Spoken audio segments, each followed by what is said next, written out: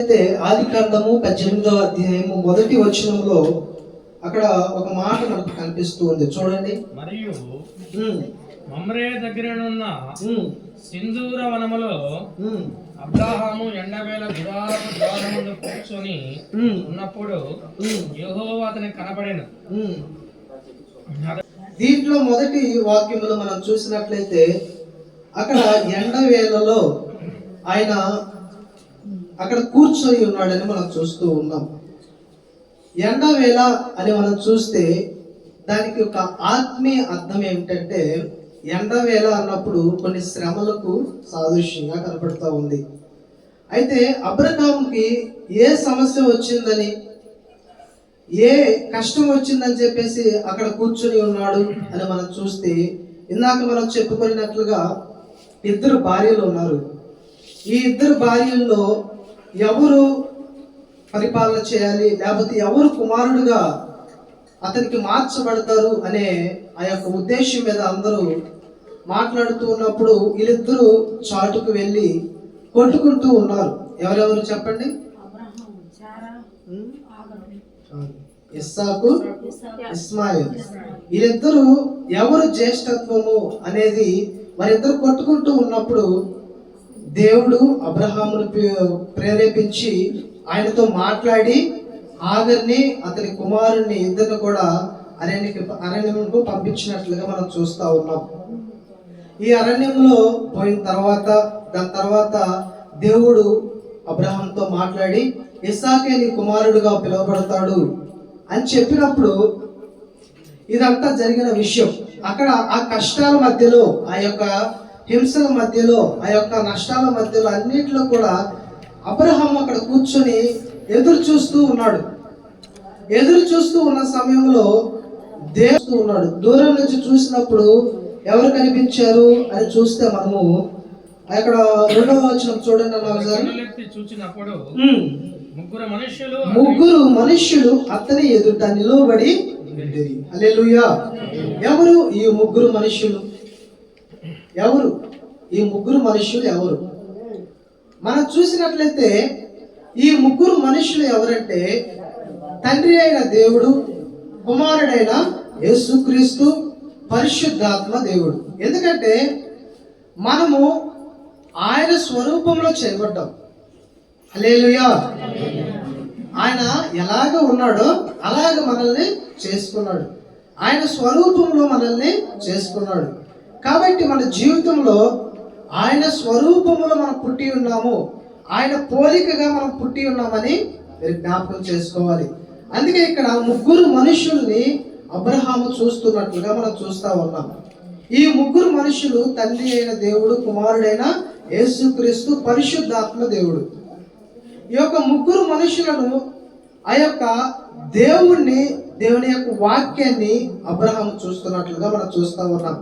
కష్టాల్లోనూ, మనకి కలిగిన హింసల్లోనూ మనల్ని ఏది ఓదారుస్తుంది చెప్పండి? చెప్పాలి. కష్టాల్లో ఉన్నప్పుడు మన దగ్గరికి వచ్చి ఏది ఓదారుస్తుంది? వాక్యము. దేవుడు మనల్ని ఓదార్చి ధైర్యపరిచి ముందుకి పుష్ చేస్తుంది. కాబట్టి మన జీవితంలో మనము కూడా ఏ దిక్కు తోచిన పరిస్థితిలో ఉన్నప్పుడు మనం ఏం చేయాలంటే, దేవుని యొక్క వాక్యం కొరకు, దేవుని కొరకు అబ్రహాము ఎలాగైతే ఆ యొక్క పరిస్థితిలో ఉన్నప్పుడు ఎదురు చూస్తూ ఉన్నాడో, మనము కూడా మన యొక్క పరిస్థితులను బట్టి మనం ఎదురు చూస్తూ ఉండాలి. ఎవరి కోసం? మనుషుల కోసమా? లేకపోతే అధికారుల కోసమా? లేకపోతే ఎమ్మెల్యే, ఎంపీ ఇలాగా అధికారుల కోసం మనం ఎదురు చూడాలా?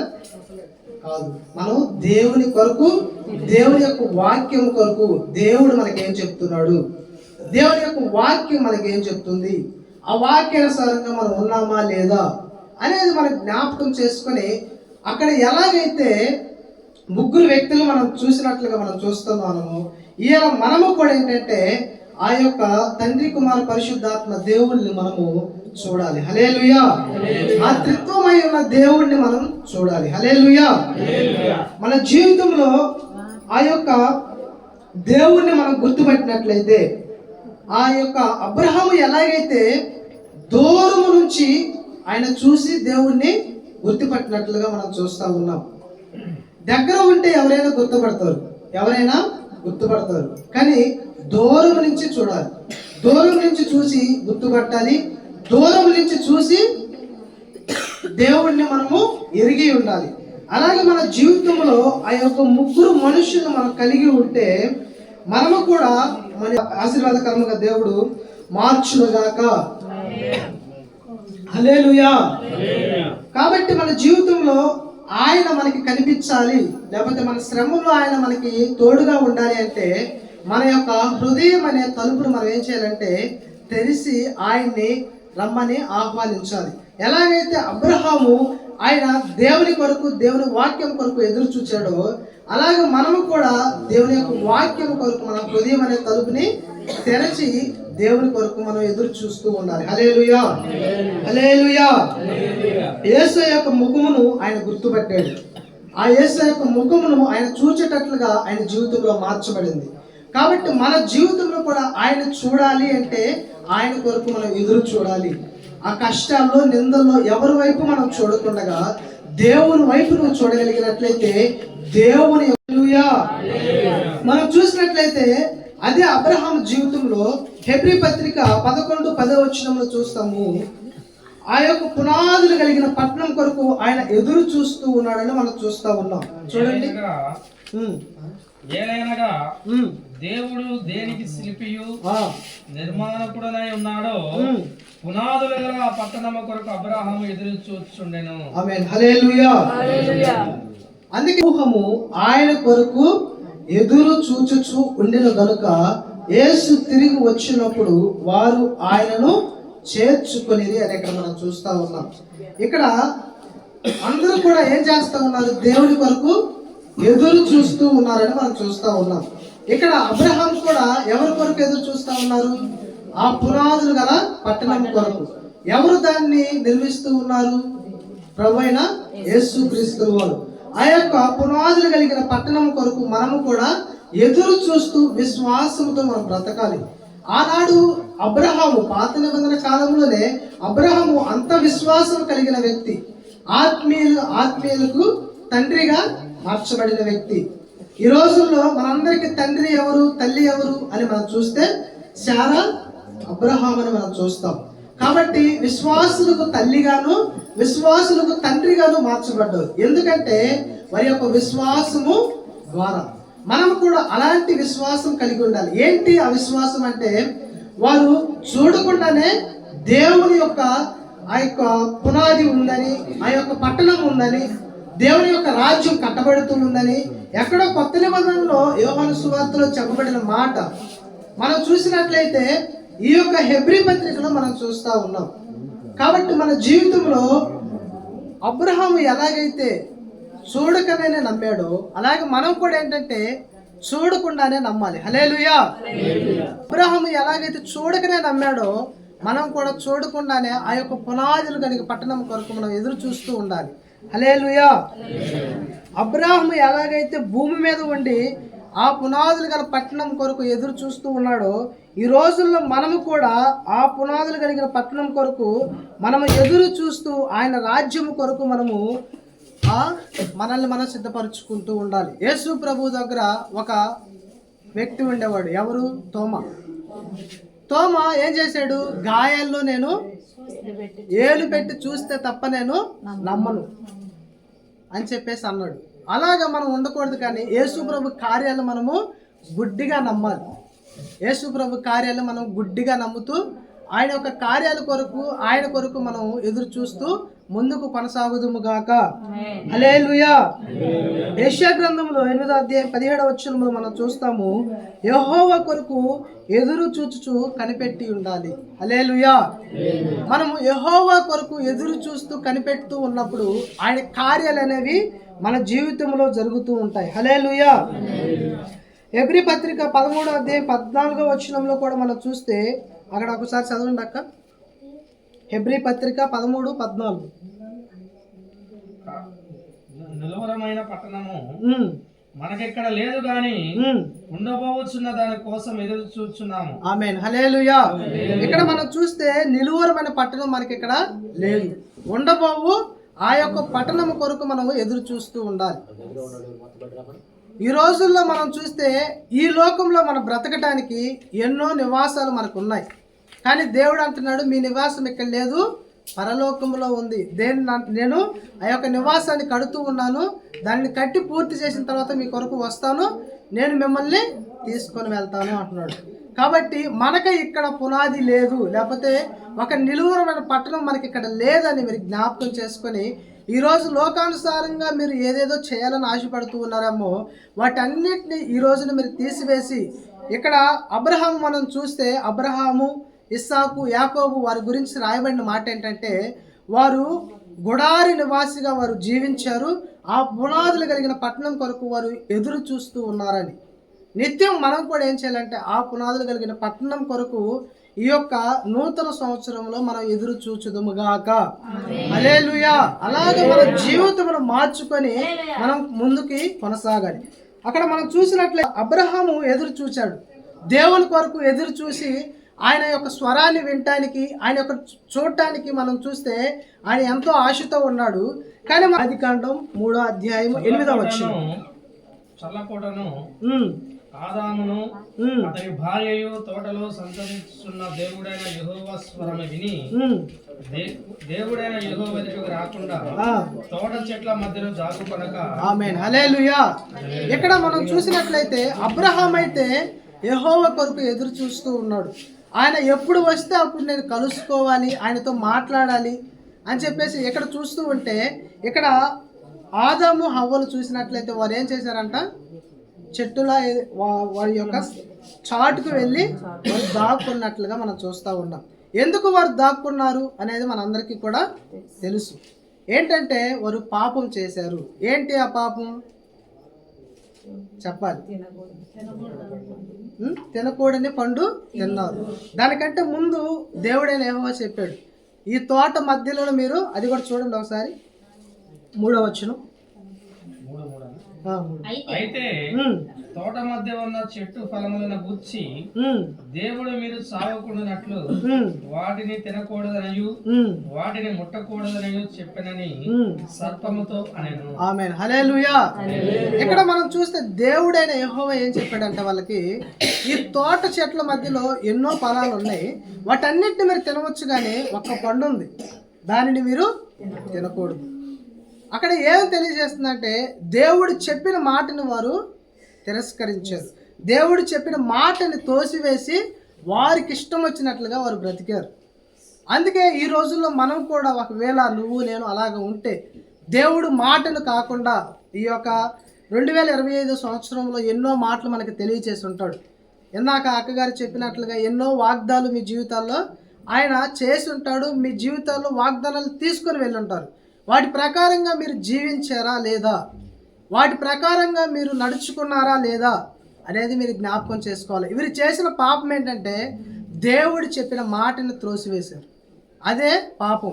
ఆజ్ఞ అతిక్రమమే, చెప్పాలి, స్పందించాలి అందరూ. ఆజ్ఞ అతిక్రమమే పాపం. కాబట్టి ఆ పాపం మన జీవితంలోకి రాకూడదు. ఏంటి ఆ పాపం అంటే దేవుని యొక్క మాటను వ్యతిరేకించటం. ఖండం 18వ అధ్యాయం 1వ వచనంలో ఒకసారి చూద్దాం. అక్కడ మరియు మమ్రే దగ్గర ఉన్న సింధూర వనములో అబ్రహాము ఎండవేళ గుడారపు ద్వారం మందు కూర్చొని ఉన్నప్పుడు యెహోవా అతనికి కనబడెను. అతని కనులెత్తి చూసినప్పుడు 3 మనుషులు అతని ఎదుట నిలవబడి ఉండేది. అతడు వారిని చూసి గుడారపు వాకిట నుండి వారిని ఎదుర్కొనుటకు పరిగెత్తి నేల మట్టుకు వంగి. ఆమేన్. ఇక్కడ మనం చూస్తే మొదటిగా ఏం చేస్తా ఉన్నాడు, వారిని చూచాడు. చూసిన తర్వాత ఏం చేశాడు, ఎదుర్కొనుటకు ఆయన వెళ్ళినట్లుగా మనం చూస్తూ ఉన్నాం. ఈరోజు మనం కూడా దేవుణ్ణి ఎదుర్కొనే వారిగా ఉండాలి. ఎలా దేవుణ్ణి మనం ఎదుర్కొంటాం, దేవుణ్ణి మనం ఎలాగ చూస్తాం చెప్పండి? దేవుణ్ణి మనము ఎలాగ ఎదుర్కొంటాము అని మనం చూస్తే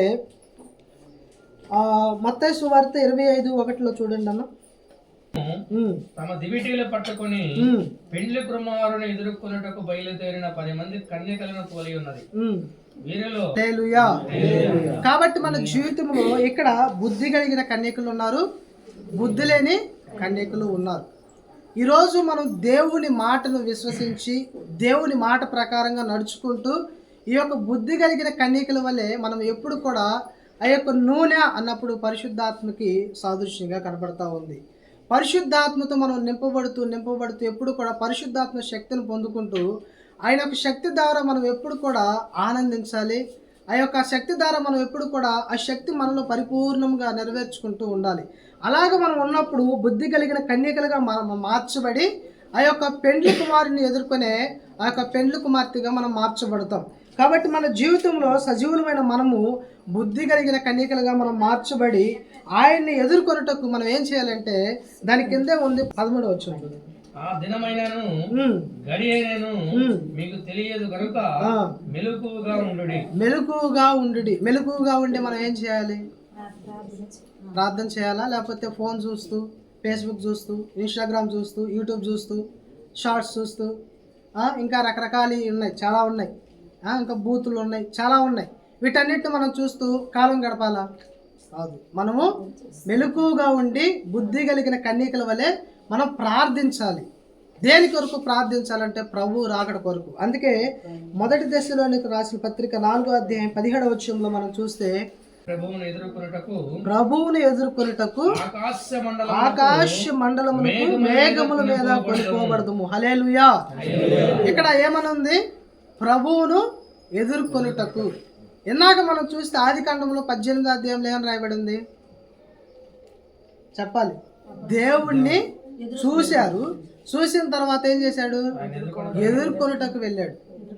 ఈరోజు మనము కూడా విశ్వసించి దేవుని సన్నిధిలో విశ్వాసంతో బ్రతుకుచున్న మనం కూడా ఆయన చూస్తే సరిపోదు, ఆయన్ని ఎదుర్కొనే వారిగా ఉండాలి. అందుకే మన యొక్క విశ్వాస జీవితం. అందుకే ఈ యొక్క దేవుని సన్నిధిలోనికి వచ్చి రాత్రికాల సమయంలో ఇంత సమయంలో మనకేం పని బాట లేకుండా ఎక్కడ ఉన్నామా చెప్పండి? దేవుని సన్నిధిలోనికి ఎందుకు వచ్చామంటే మనం ఆయన్ని ఎదుర్కొనటానికి. కాబట్టి మన జీవితంలో ఏ పాపం చేత మీరు ఉన్నారో ఆ పాపములన్నీ కూడా తొలగించుకోవాలి. ఇందాక ఆదాము హవ్వలు ఎలాగైతే దేవుని మాట విని వారి యొక్క జీవితమును కట్టుకోకుండా దేవుని మాట వినకుండా శాపమును కొని తెచ్చుకున్నట్లుగా మన జీవితంలో దేవుడి మాటను తిరస్కరించి దేవుడి మాటను త్రోసివేసి మన జీవితంలో శాపమును తెచ్చుకునే వారిగా మనం ఉండకూడదు. కానీ దేవుని ఎదుర్కొని ఆ రాకటలో మనం కూడా ఆయనతో పాటు యుగాయుగములు ఏలుబడి చేయుదుముగాక. హల్లెలూయా, హల్లెలూయా. అందుకే దావీదుడైన భక్తుడు ఒక మాట అంటాడు చూడండి. కీర్తన గ్రంథము 42వ అధ్యాయము 2వ వచనంలో మనం చూస్తే, దేవుని కొరకు తృష్ణగొనుచున్నది, జీవము గల దేవుని కొరకు తృష్ణగొనుచున్నది, దేవుని సన్నిధికి నేను ఎప్పుడు వచ్చేదను, ఆయన సన్నిధి నేను ఎప్పుడు కనబడేదను, నీ దేవుని సన్నిధికి నేను ఎప్పుడు వచ్చేదను, ఆయన సన్నిధిని నేను ఎప్పుడు కనబడేదను. కాబట్టి మన జీవితంలో దావీదు వలె మనము దేవుని కొరకు ఆశపడే వారిగా ఉండాలి. దావీదు ఎలాగైతే దేవుని సన్నిధి కొరకు ఒక ఆశ, ఒక దృష్టిని కలిగి ఉన్నాడో మన జీవితంలో కూడా మనము కూడా దావీదు వలె మనం దేవుని కొరకు ఆశపడే వారిగా ఉండాలి. అందుకే కీర్తన గ్రంథంలోనే మనం చూస్తే 122వ అధ్యాయంలో 1వ వచనంలో మందిరమునకు వెళ్ళుదామని జనులు నాతో అనినప్పుడు నేను సంతోషించితిని. ఆమేన్, హల్లెలూయా. దేవుని సన్నిధికి వెళ్ళుదుము అని జనులు నాతో అనినప్పుడు నేను సంతోషించితిని అంటున్నాడు. ఈ రోజుల్లో మనము ఎలాగున్నాం? మరి దేవుని సన్నిధికి వెళ్దుము అని జనులు నాతో అన్నప్పుడు నేను సంతోషించానని దావీదు చెప్తూ ఉన్నాడు. మీతో జనులు అన్నప్పుడు వారు ఎందుకు సంతోషించలేకపోతున్నారు? మీరు దేవుని సన్నిధికి వెళ్దాము అని చెప్పినప్పుడు వారు మీతో ఎందుకు రాలేకపోతున్నారు? వారు మీతో కలిసి ఎందుకు దేవుని సన్నిధికి రాలేకపోతున్నారు? అంటే మన జీవితంలో మనమే సరిగా లేము. మన జీవితంలో మనమే సరిగా ఉంటే వారు మనతో కలిసి దేవుని సన్నిధికి వస్తారు. అందుకే వాక్యములు మనం చూస్తాము, ఒక్క యూదుడి చెంగు చేపట్టుకొని చెప్పాలి, ఒక్క యూదుడి చెంగు చేపట్టుకొని 10 మంది దేవుని సన్నిధికి నడిపించబడతారు. మనం నీతిగా, నిజాయితీగా, పరిశుద్ధంగా, పవిత్రంగా ఉంటే. కాబట్టి మన జీవితంలో మనం నీతిగా ఉండాలి, యథార్థంగా ఉండాలి. అప్పుడు మనల్ని బట్టి అనేకులు దేవుని సన్నిధికి నడిపించబడుదురుగాక. హల్లెలూయా, హల్లెలూయా. అలాగే ఉండాలి అని చెప్పేసి ప్రసంగి గ్రంథంలో 5వ అధ్యాయం 1వ వచనంలో, నువ్వు దేవుని మందిరానికి వచ్చినప్పుడు నీ ప్రవర్తన నువ్వు జాగ్రత్తగా చూచుకొనము అని మనం చూస్తూ ఉన్నాం. కాబట్టి మన జీవితంలో దేవుని సన్నిధికి వచ్చినప్పుడు లేకపోతే వచ్చేటప్పుడు మన జీవితం ఎలాగుంది, మన ప్రవర్తన ఎలాగుంది, అనేకులకు ఆశీర్వాదకరంగా ఉందా లేదా అని చెప్పి మన జీవితం మనమే పరీక్షించుకొని దేవుని సన్నిధికి అనేకులను మనం నడిపించే వారిగా ఉండాలి. అందుకే ఆమోసు గ్రంథంలో 4వ అధ్యాయం 12వ వచనంలో ఒక మాట రాయబడి ఉంటుంది, చూడండి అన్న. ఆమోసు గ్రంథం 4వ అధ్యాయం 12వ వచనం. కాబట్టి ఇశ్రాయేలులారా, మీ ఎడల నేను ఎలాగునే చేయుదును కనుక ఇశ్రాయేలులారా, మీ దేవుని సన్నిధిని కనబడకే సిద్ధపడుడి. ఆమేన్, హల్లెలూయా. మనం చూసినట్లయితే ఇక్కడ దేవుని సన్నిధిని కనబడుటకై మీరేం చేయాలంట? సిద్ధపడాలి. సిద్ధపడే ముందు మనం ఏం చేయాలి? ఇందాక ప్రసంగి 4లో మనం చూసినట్లుగా మనం దేవుని సన్నిధికి వచ్చేటప్పుడు మన ప్రవర్తన చాలా జాగ్రత్తగా చూసుకోవాలి. మనం సిద్ధపడటం మాత్రమే కాదు, దేవుని సన్నిధికి వచ్చేటప్పుడు మన ప్రవర్తన ఎలా ఉంది అనే దాన్ని మనం పరీక్షించుకొని మన ప్రవర్తన ద్వారా అనేక మంది నడిపించబడుతూ ఉన్నారా, లేకపోతే వీరే సరిగా లేరు, ఇంకా వీడి దగ్గరికి వెళ్తే మనమేం బాగుపడతాం, లేకపోతే మనమే సరి చేయబడతాం అని చెప్పేసి వారు అనుకోకూడదు. అలాగ ఉండకుండా మనము దేవుని ఎదుర్కోవాలంటే మన జీవితము, మన యొక్క పరిశుద్ధత, మన యొక్క నీతి అనేది చాలా అవసరమై ఉంటుంది. హల్లెలూయా, హల్లెలూయా. ఒకే ఒక మాట మీకు తెలియజేస్తాను. 1 కొరింథీలో ప్రభు బలం మనం తీసుకునేటప్పుడు ఏం చేయాలి? పరిశుద్ధంగా ఉండాలి, పవిత్రంగా ఉండాలి. దానికంటే ముందుగా మనం మత్తయి సువార్తలో మనం ఒక మాట చూస్తాం, చూడండి. అదొక మాట మీకు తెలియజేసి నేను వాక్యాన్ని ముగిస్తాను. 6:11. ఉపవాసం చేయనప్పుడు నీ తల అంటుకొని నీ ముఖము కడుక్కొను. హల్లెలూయా. ఇక్కడ మనం ఉపవాసం చేయనప్పుడు ఏం చేయాలంట? మొదటిగా తలని అంటుకోవాలి. అంటే తలని అంటుకోవటం అంటే చాలా మంది ఏం చేస్తారు చెప్పండి?